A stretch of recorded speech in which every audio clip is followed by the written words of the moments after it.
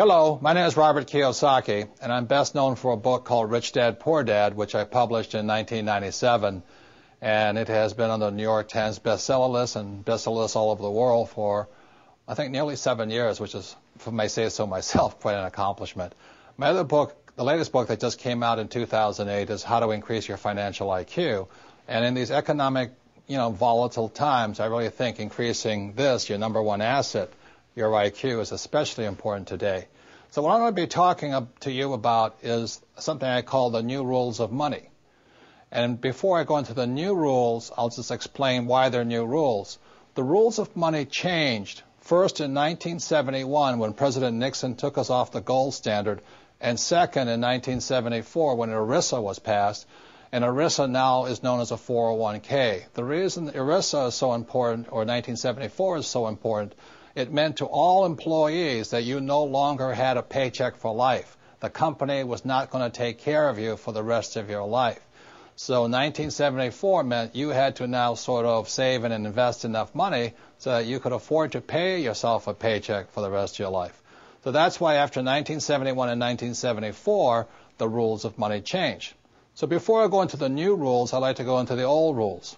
Prior to 1971, the old rules were: go to school, get a safe, secure job. The second was work hard to earn more money. 3, save money. 4, buy a house. 5, get out of debt. 6, invest for the long term. And in most people's cases, they invest in mutual funds. And 7, diversify. So those are the old rules, and when I talk to even young people today, people under 20 years old, they still the same thing. I'm going to school to get a safe, secure job. I'm going to work hard to make a lot of money. I'm going to save money. I'm going to buy a house. I'm going to get out of debt. I'm going to invest for the long term in mutual funds, and I'm going to diversify. Those are the old rules. What I'm going to go into today are the new rules, and again, the new rules came in after 1971 and 74. So let me talk about the new rules. Let's take this word here, school. Before 1971 and 1974, you could just go to school and get a job and all those types of things.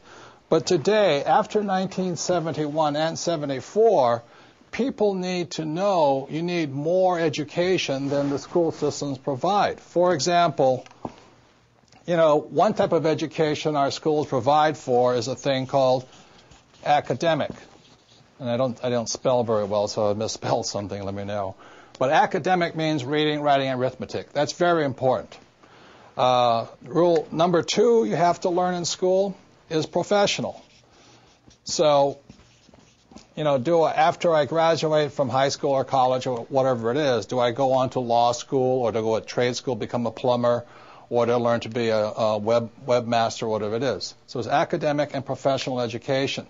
This is also very important. Our schools do a pretty good job of that. The third type of education that's important after 1971 and 74, the third is financial education. And this is why people are in financial trouble today. Because our school systems have very little, if any, financial education. And the only kind of financial education many school teachers are teaching kids is stuff they know, which is get a safe, secure job, work hard, save money, get out of debt, invest in a house, and invest in mutual funds. That is inadequate financial education today. And the Rich Dad Company is an educational company that provides financial education appropriate to these times. So that's the first set of new rules. The new rule is after 1971 and 74, we all need more financial education and invest in our greatest asset, our minds, or increasing our financial IQ. So the advantage I had in my life was my poor dad was an academic guy. He was a PhD, head of education. He's a great, great guy. I love him dearly. But as you know, since we don't teach much about financial education, people are in financial trouble today. And that's where my rich dad kicked in. My rich dad thought this was very important, and my poor dad thought this was very important. So that's the difference between rich dad and poor dad. And one more thing, the reason I apologize for my spelling is even though my dad was the head of education for the state of Hawaii, he had me as his son, which kept him humble. And I flunked out of high school twice because I could not spell.